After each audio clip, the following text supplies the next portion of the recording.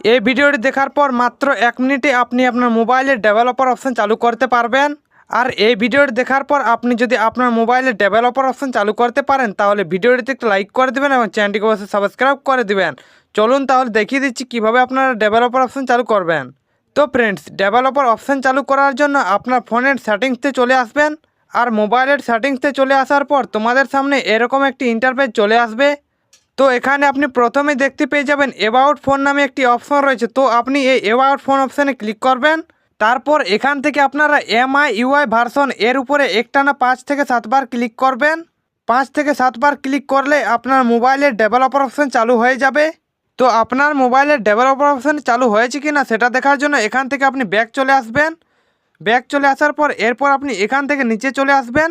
নিচে আসার পর আপনি অ্যাডিশনাল সেটিংস অপশনে ক্লিক করবেন। তারপর এখান থেকে একটু নিচে চলে আসবেন। নিচে আসার পর আপনি দেখতে পেয়ে যাবেন আপনার মোবাইলের ডেভেলপার অপশানটি চালু হয়ে গেছে। তো এইভাবে আপনারা খুব সহজে আপনার মোবাইলের ডেভেলপার অপশান চালু করতে পারবেন। তো ফ্রেন্ডস, ভিডিওটি দেখে যদি আপনার একটু উপকার হয়ে থাকে তাহলে ভিডিওটিতে লাইক করে দেবেন আর চ্যানেলটিকে অবশ্যই সাবস্ক্রাইব করে দেবেন।